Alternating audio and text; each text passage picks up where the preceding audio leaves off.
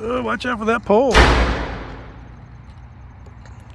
What's up, everybody? John here at Metal Aviation, and the weather has finally turned nice today. It has sucked for the last couple days, but man, there is a perfect breeze, some clouds in the sky, but the sky looks great. The sun is out. It's not gonna be out much longer. It's getting close to the end of the day, but man, is the weather nice now. So today I have a little blast from the past. I was hoping to do a little throwback Thursday with this plane, but the weather's been so bad the last few days that I'm just gonna take the opportunity today to knock it out for you. And here it is, a complete blast from the past. This is the E-FLITE Alpha Sport 450, and this bad boy is like a complete replica. I swear, exactly the same as the Great Plains 40 size trainer that I learned to fly on back in I think in 1998, 99, whenever it was. I think it was 99, we'll say, just for sake of argument. But this is it, man. This thing is a balsa plane. It's covered with, monocoat, just like the old school planes were built. And this thing, I mean, it is identical. I didn't match it up from pictures or anything, but I know, because I had a few of these, because I crashed them when I was learning to fly. And the awesome thing about it is it's smaller, right? So you can easily fit in the car. The wing goes into two pieces. Back in the day, the Great Plains 40 size trainer, just like this, it was just one big ass wing, so you had to fit it in your car. So the wing is in two pieces, but I mean, it is identical. Even where the motor mounts, you have your nitro motor in there. So when you hear all this old gas, I mean, I don't consider myself a gasser. Gases are kind of old farty stick in the muds that ruin the fun for everyone that talk about their old freaking nitro and gas planes. But when you hear those old gassers talking about these planes back in the day and the trainers, like there's a 60 size. The 60 size was awesome. My buddy had one of those, but the 40 size is what I had. I had a few of them, and I had to have this when I saw it at the show. I think I paid, I got a little deal. They wanted $175 for it. But my man Hank knew the dude, so he kind of hooked me up. So I updated it. I put a R168 in it a few days ago, receiver, so I can monitor the RSSI feed and the voltage, the battery voltage. And I put a new speed control in it. It was flying fine with the speed control that was in it, but it was an old speed control. And after crashing the F-22 that had the original speed control, and I got a little paranoid, and I just bought just like a nice, little G-force, I think a 20 amp. I hit this on the watt meter, and this thing was pulling 14.7 amps static, standing still, so it was fully loaded. So 20 amps should be fine. I think there was a 25 in it, and it's got a 450 motor in it. I don't know what the RPMs or any of that is. I don't care, because I just want to fly this thing like the old days, right? You can't do anything exotic with it, but it's a trainer, and for anybody who learned to fly an old school plane like this thing is awesome. So I completely love this plane. So let's pop the wings on it, throw a battery in it, and get it in the air. So putting the wing together is pretty simple. There is one carbon fiber rod that runs through the center of both pieces, and then right down here we have one piece of dowel that slides in a little hole over here. You push that together, line everything up, clicks into place, then you drop it on top of the plane, screw it in, and you're good to go. Another nice thing about this plane is that the battery just goes right in this slot right here. There's two magnets that hold this in place. Strap your battery in, plug it in, pop this down, let the magnets click in place, and you're good to go. And back in the day, everything went under the wing inside the fuse underneath here. So you'd have to get everything in there ready to roll, and then you'd have rubber bands that strap from here to here, here to here, and you'd rubber band the wing on and then go. And of course, if you forgot something, you'd have to pull all the rubber bands off and all that. So this is nice. We have two little hex screws. We just screw the wing on and we're good to go. And we're not required to get back in there to do anything we really need to do unless something drastically goes wrong, because the receiver and everything else is in there. So this bad boy is ready to go. So let's take it up. But we don't have a lot of light here, so let's get this show on the road. Throttle active. Throttle's good. Right's good. Left. Rudder's good. Elevator's good. All right, let's go.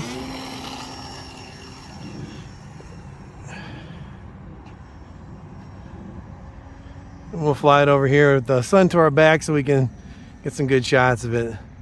So it's a couple clicks right, and that's pretty much all it needs. I mean, I've flown this a lot since I got it, but I just haven't had time to really do a video of it. So we'll just bring it close by. That's full throttle. It's nothing exotic. Again, this is like a trainer. I mean, it is a trainer. I shouldn't say like a trainer. This is basically a trainer. A couple more clicks right. Looks like maybe one more click right and we're good. But yeah, it's an easy flyer. This is what you learned to fly on back in the day. I mean, there's a lot more cool planes now to learn to fly on. Look at that thing, it just flies so nice. There's something about a balsa plane. All you guys out there that fly foam, which is me as well. I fly 99% foam planes, but you got to give some balsa planes a shot. There's one, I don't know the company that makes it, but Hank sells it at the hobby hangar. It's called the Bighorn. Totally awesome plane. It's a high wing plane like this, but it has no dihedral. It's straight across. It is fast on a 4-cell. It'll fly in a 3-cell. And you'll just get a really good idea of what it's like to fly a balsa plane compared to a foam plane. They're more stable. I don't really know the words to explain it, but they're just, I don't know, they just fly better.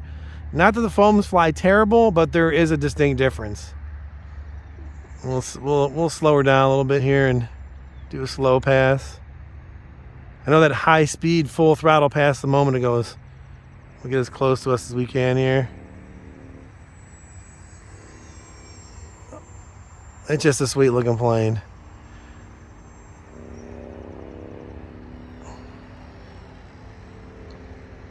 And I'm actually flying it with an E-FLITE battery in it. Of course, this E-FLITE battery is the crappiest battery that I have. Not that it's old or anything, it's just these E-FLITE batteries really aren't as good as a lot of the other batteries that are like half the price on the market. So we'll come in close and see if we can do a little bit of a roll or something. It's not, well, let's do one out here. It's not really, it doesn't have a lot of power. Let's get up a little higher here before we do anything crazy. Like, this doesn't seem like it doesn't really roll very well. There we go. Oh, it's like I made it. Again, it's not really meant for crazy stunts. This could use a little bit more power. Let's see another nice little pass here. That's it though, man. It is like, that just brings back some serious memories of learning to fly. This thing is just, it's perfect for some nostalgia. Like I say, that you'd have more power in the nitro version of this, like a 40 size. You have way more power than what this 450 pulling this. I mean, you could roll and loop a lot easier, but this is okay. I'm not too concerned about powering this thing up. I might one day, but I'm just happy to have it. I had to have it. Had to have it when I saw it. Let's get a little further out here in front of us and we'll do a loop. A loop-diddy-loop. Let's bring it around. This is full speed. I'm flying pretty much full speed the whole time. It's got decent control authority, I mean, for what it is. It just doesn't really like going upside down because of the dihedral in the wing. So let's just bring it in for a landing and then take it back up. I can kill the throttle pretty much all the way back there, and this thing's gonna glide right in. Make sure we don't have any oncoming traffic.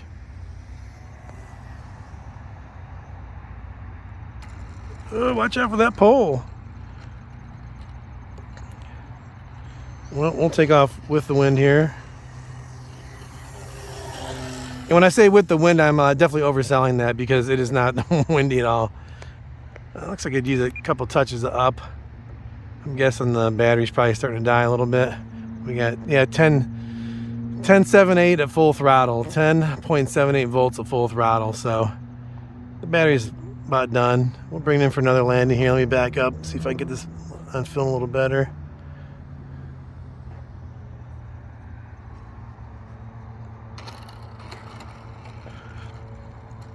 Man, I'm so used to coming in hot with the biplane. I've been flying a lot lately. Oh shit. This is the steering wheel definitely has some the front wheel steering has some really nice radius to it, if you didn't notice there. And the wheels I have on here are not the original wheels. I pulled those off because when I first got this, I was trying to fly it off of grass, which this thing's terrible flying off of grass. The prop is just too big and it hits the grass. I mean, this thing's just not good in grass. It's meant for the concrete jungle. There we go. There's a nice landing. We're gonna go up and down one more time because this battery's almost dead. It doesn't need much to take off. I can tell the battery is hit. This thing doesn't suck off a lot of battery, but this battery that's in here really isn't the greatest. So I'm gonna take it around and I'm gonna kill it right here. Just bleed off enough speed to come in nice and slow. Actually, I might be a little too far back. I'm gonna give a little bit of throttle. There we go. There we go, from the grass to the cement. Nice. Yeah, it doesn't need, it'll take off without even pulling up if you let it go long enough because of the flat bottom wing.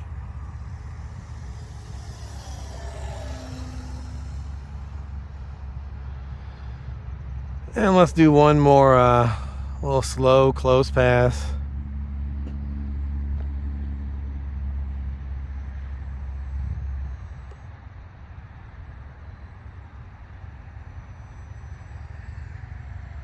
It wasn't really that close, so we can get a little closer.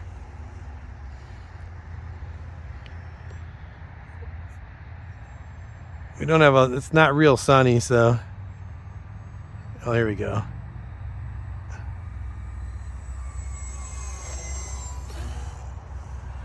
All right, let's bring it in. Where's the battery? It's actually holding well on the battery. We're not really pulling that much voltage off. So we'll do a couple more landings. This looks like it's coming in nice.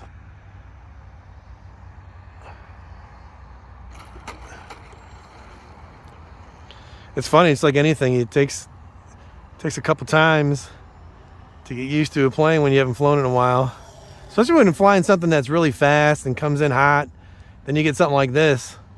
It takes your brain a couple landings to wrap around what you need to do, and just to get used to how it bleeds off speed and all that good stuff.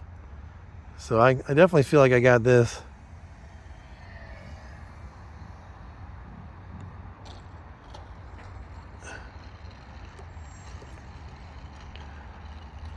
And we'll do one more with the wind. I'm a big fan of taking off with the wind. Just everybody craps themselves when you do it. Like, oh my God, you took off with the wind. It's not even wind, it's a breeze at this point. Which is really funny because it was pretty bad earlier. So I actually went to fly this and do a video last week. May have been right before the weekend. And I had it all ready to go. Put it all together, and one of the ailerons wasn't moving. So I thought maybe I had a pinched wire or something, who knows. And lo and behold, I actually had a bad servo. Now I swear the last time I flew it was fine, but I'm wondering maybe I took it off last time, just threw it out and took it off and flew and didn't even notice that servo was bad, because it's a dual servo. There's an aileron, or there's a servo for each aileron. So one was moving and one wasn't. So I was in denial that it was a servo because I'd flown this so many times since April. So I put on the old servo checker, and sure enough, the servo was toast. That's the first time in a long time I've had a servo just die, like just quit working rather than just get destroyed on a crash. So I was, like I said, I was in denial because I was shocked that, like, do I really have a servo that just went bad from age?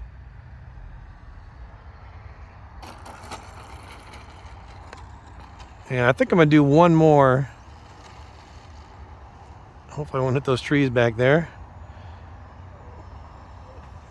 I'm kind of pushing with the battery, but I should get the low battery alarm since I do have the receiver in here that tracks the battery voltage. So yeah, so I got home and I'm tested the servo, and like, wow, the servo is actually bad. And then I figured, you know, while I'm at it, I'm gonna pull this old ass ESC out, and I'm gonna put one of these R168s because I bought so many of them, and I love the fact that I can monitor the voltage. So I put I had the same exact servo that was in it. I had from an old plane. So I put that in. It tested out fine, worked great. Changed the speed control. Put the new receiver in. Installed the the voltage monitor wire. Got it all tuned in and brought it up today. And I'm really glad I did, because in the back of my head, it's been really kind of sticking with me, like, do I want to use this ESC after I crashed the F-22 due to the ESC? So that's it. Let me take this headset off here, and let's do one little close-up. So there it is. The E-FLITE Alpha Sport 450. Really awesome. I know for a lot of people this might not be a big deal, but to me, this is what I learned to fly on. And this thing flies so sweet, and it's just a nice smaller version of it. So that's going to do it for this video. Thanks everybody for watching. Go ahead and like, subscribe if you like watching the videos to keep us improving in the algorithm, and I'll see you next time. Peace.